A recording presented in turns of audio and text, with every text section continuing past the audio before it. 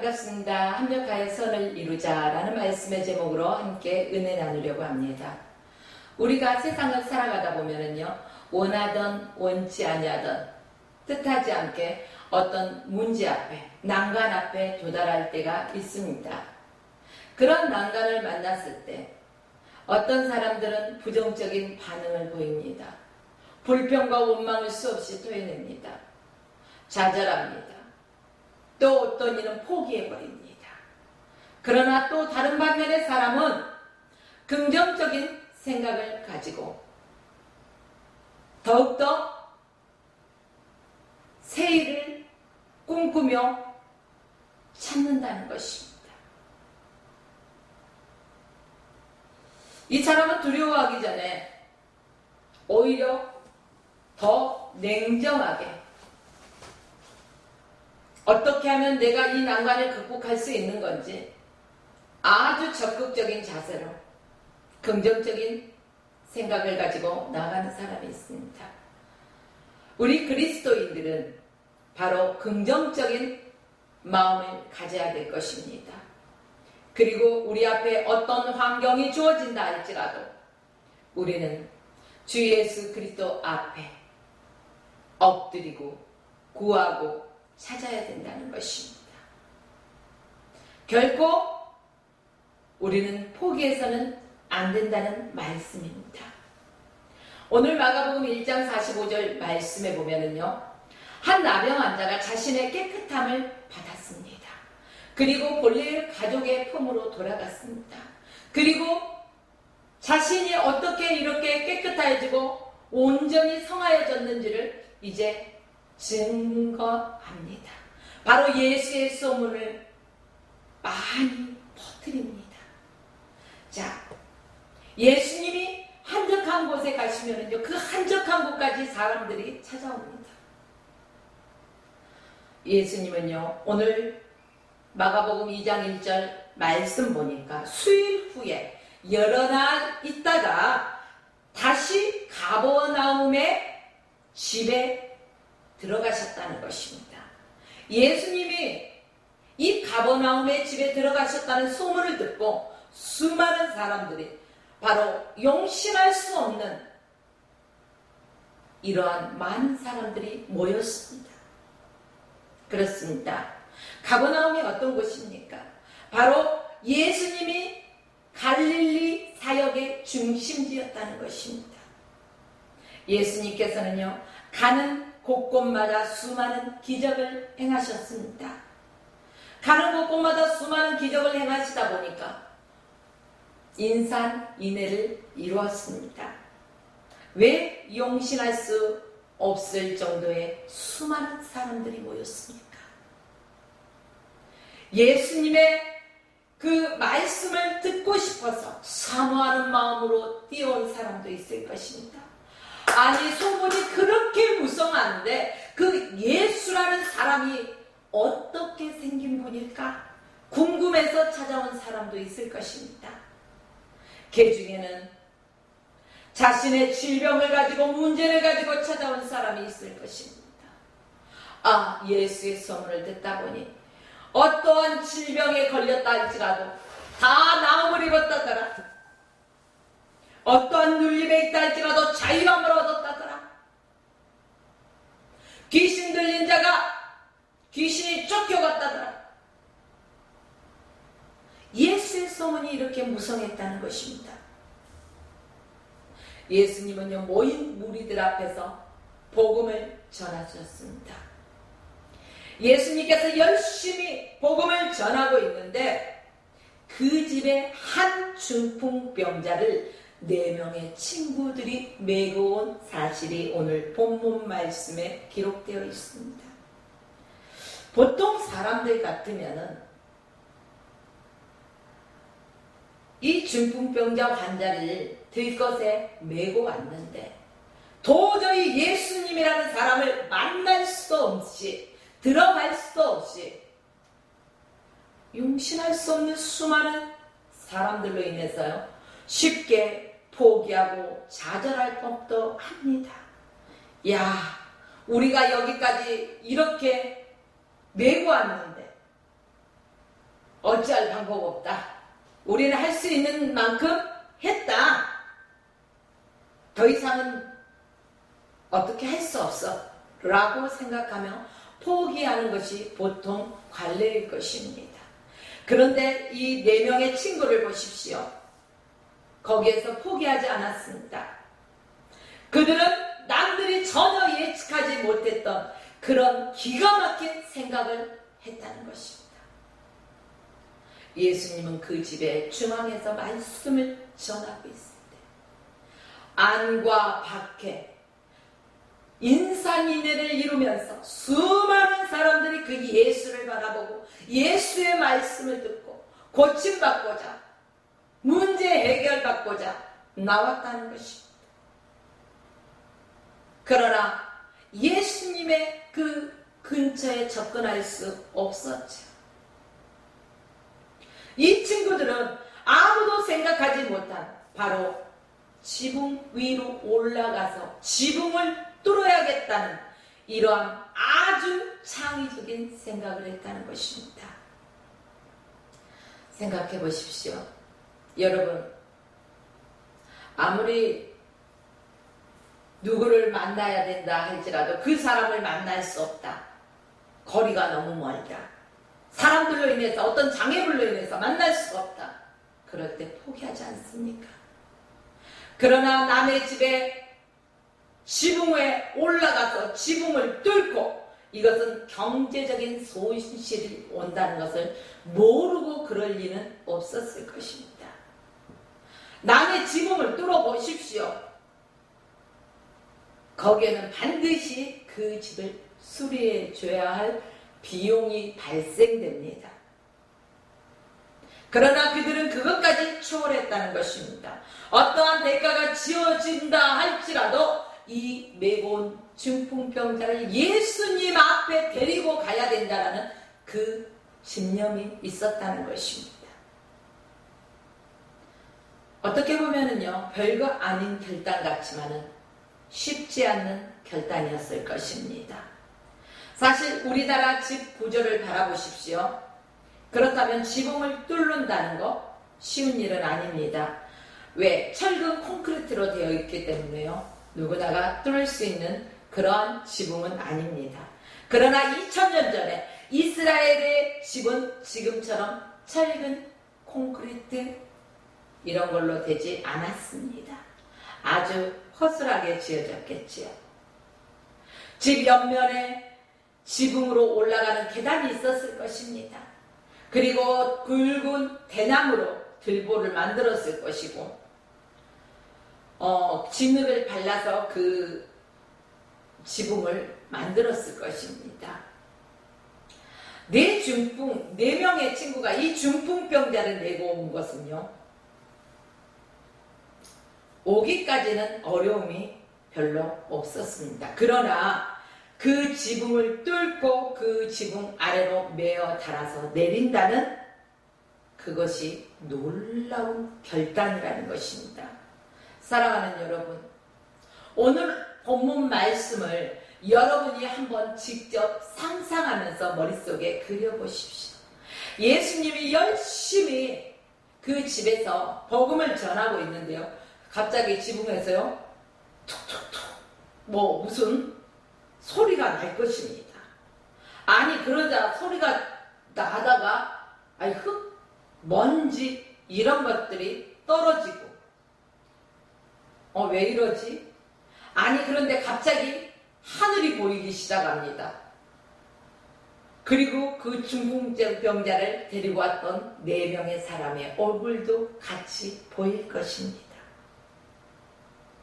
얼마나 황당할까요? 이 중풍병자가 낫고자 하는 간절함보다는 함께한 친구들, 그들의 간절한 소망이 더 컸다는 것을 볼 수가 있습니다. 그들의 간절한 소망이 없고 그들이 포기했다면 이 중풍병자는 오늘 성경에 기록되지 못했을 것입니다. 그러나 4명의 그들로 인하여, 그들의 간절함으로 인하여 이 중풍병자가 낫게 되었다는 사실입니다.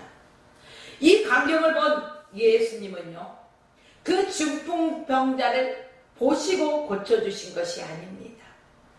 오늘 본문 5절 말씀에 기록된 것처럼 예수께서 저희의 믿음을 보시고, 누구의 믿음입니까? 중풍병자의 믿음이 아니라 그 4명의 중풍병자를 메고 온 사람들의 믿음을 보시고, 소자야 내 죄사함을 받았느니라, 이렇게 말씀해 주셨습니다. 사실 중풍병자가 예수님께 바랬던 것은 내 죄사함을 받았느니라는 이 말씀이 아니었을 것입니다. 그가 바란 말씀은 바로 본문 11절에 내가 내게 이르노니 일어나 내 상을 가지고 집으로 가라, 이 말씀을 듣고 싶었을 것입니다. 그러나 주님은 중풍병자에게 소자야 내 죄사함을 받았느니라 먼저 말씀으로 선포해 주셨다는 것입니다. 사랑하는 성도 여러분, 죄사함의 선포는요 엄청나게 중요한 사실입니다. 결국 이 중풍병자는 영과 육 전인적인 치료를 받았다는 사실입니다. 바로 예수 그리스도는 전인적인 치료를 해주시는 분이라는 것입니다. 우리의 영도 육도 깨끗하게 정결하게 치료해 주신다는 말씀입니다. 사랑하는 여러분, 내 죄사함을 받았느니라, 아무나 죄를 사하는 그러한 권세가 있는 것이 아닙니다. 죄를 사하는 문제는 오직 하나님 한 분만 할 수가 있는 일입니다. 그러니 지금 예수님은 하나님만이 하실 수 있는 일을 선포하셨습니다. 예수님께서요, 소자야 내 죄사함을 받았느니라, 예수님의 선언이 있었습니다. 다시 말하면 메시아의 선언의 말씀이기도 하다는 것입니다. 이 말씀을 역으로 바꿔서 말한다면 나는 하나님이다. 그러니 이보다 귀한 말씀이 어디 있습니까? 오늘 또 예수님은 우리에게 작은 믿음을 보시고 소자야 내 죄사함을 받았느니라 선언해 주심을 믿으시기 바랍니다. 예수님의 죄사함의 선포는 서기관들을 비롯한 그곳에 모인 많은 사람들의 마음속에 하나님만 할 수 있는 말인데, 이 사람이 참담하도다 7절 말씀에 그렇게 되었습니다. 자, 7절 말씀, 6절 7절 말씀을 보겠습니다. 어떤 서기관이 거기 앉아서 마음에 의논하기를 이 사람이 어찌 이렇게 말하는가, 참담하도다. 오직 하나님 한 분 외에는 누가 능히 죄를 사하겠느냐. 바리새인들이요 8절 말씀에 보면은 자기들의 수옥으로 의논하는 줄을 예수님께서는 이미 그들의 마음을 감찰하시고 아시고 계셨습니다. 그리고요 예수님은 사람의 마음을 꿰뚫어 보시는, 감찰하시는 바로 독심술을 가지고 계신다는 것을 우리는 알 수 있게 됩니다. 예수님은 공생에 사역하실 때나 또한 지금이나 우리가 말을 하지 않아도 우리가 주님 앞에 나오는 그 순간 어떠한 마음과 어떠한 생각으로 주님 앞에 나왔는지, 지금 이 자리에 여러분들이 수많은 사람들이 예배의 자리에 앉아있지만 어떠한 마음으로 이 말씀을 듣는지, 어떠한 마음으로 이 자리에 앉아 계시는지 주님은 이미 우리의 마음을 감찰하시고 아신다는 것입니다. 사랑하는 성도 여러분, 예수님은 당시 보통 사람들은요 중풍병을 고치는 것이 더 힘들다고 생각했습니다. 중풍병, 바로 우선적으로 눈에 보이기 때문입니다. 하지만 죄를 사해지는 이러한 것들은요 영적인 문제이기 때문에 때문에 눈에 보여지지 않는다는 사실입니다. 엄밀히 따지면은 죄를 사해주는 것이 더 힘들고 육신의 병을 고치는 것은 힘든 일이 아니었다는 것입니다. 예수님은요, 중풍병자에게 이 두 가지의 일을 다 행해 주셨습니다. 육신의 질병, 바로 중풍병을 고쳐주셨고, 바로 영적인 문제를 해결해 주셨습니다. 죄 사함을 선포해 주셨습니다. 하나님만이 하실 수 있는 일, 바로 예수 그리스도께서 선포하셨습니다. 바로 자신이 하나님이심을 보여주셨습니다. 오늘 11절과 12절 말씀을 보시겠습니다. 다같이 내가 내게 이르노니 일어나 내 상을 가지고 집으로 가라 하시니 그가 일어나 곧 상을 가지고 모든 사람 앞에서 나가거늘 저희가 다 놀라 영광을 하나님께 돌리며 가로되 우리가 이런 일을 도무지 보지 못하였더라. 예수님께서 하시는 이 일을 보고 모든 사람들이 보고 깜짝 놀랐다는 것입니다. 이런 일을 도무지 보지 못했다는 것입니다. 그리고 그 일어나는 기적의 현장에서 하나님께 영광을 올려드렸다는 사실입니다.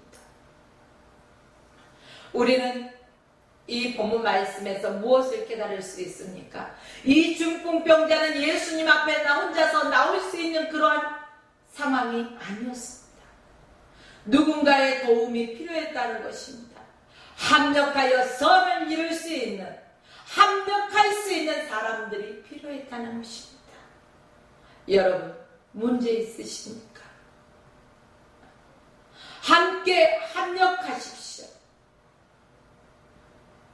나 혼자 기도하는 것보다 함께 중보하며 기도하는 것을 택하십시오. 나 혼자 봉사하는 것보다 함께 합력하여 섬기며 봉사하십시오. 나 혼자 나가서 전도지 들고 전도하는 것보다 함께 나가서 전도지를 들고 복음을 전하십시오. 이게 바로 합력하여 선을 이루어 나가는 것입니다. 사랑하는 성도 여러분, 이제 말씀을 정리합니다. 우리가 예상하지 못한 난관을 만났을 때도 믿음의 사람들은요, 이렇다 저렇다 무엇 때문에 너는 뭐가 문제다 그래서 그렇다라는 이러한 핑계를 대지 마십시오. 그리고 좌절하지도 마십시오. 절망하지도 마십시오. 포기하지도 마십시오. 우리가 믿는 것은 도저히 불가능한 상황 속에서 하나님의 하실 것을 믿는 것입니다. 누구나 할 수 있는 것, 그것을 기대하는 것이 아닙니다. 할 수 없는 것들을 이루시는 분이 바로 하나님이십니다. 사람으로서는 할 수 없으되 하나님으로서는 능히 하시는 일들입니다. 사랑하는 성도 여러분, 어떠한 문제와 여건과 상황 속에 어떠한 난간 앞에 있다 할지라도 사람들 바라보지 마시고 하나님 앞에 나오십시오. 그리고 하나님 앞에 무릎 꿇고 아뢰십시오. 하나님의 도우심을 구하십시오. 포기하지 마십시오. 주님께서 지혜를 주십니다. 이길 수 있는 힘을 주십니다. 능력을 주십니다. 돕는 자를 붙이십니다. 이래하여 합력하여 선을 이루게 하시는 분이 바로 우리 하나님이십니다. 하나님은 오늘 한 사람의 중풍병자를 4명의 사람들이 메고 와서 그들의 믿음을 보시고 하나님께서 고치시고 회복시켜 주시고 죄 사하는 은혜를 주셨듯이 바로 오늘 교회가 서로 합력하여 선을 이루며 하나님의 교회가 세워져 나가야 할 것입니다. 사랑하는 여러분, 우리 한 사람은 부족할지라도 한 사람 한 사람이 모여서 합력하여서 하나님의 나라를 세워 나아갈 수 있다는 사실을 기억하십시오. 그리하여 우리는 합력하여 선을 이루는 믿음의 공동체가 되시길 주의 이름으로 축원하며 오늘 말씀을 마칩니다.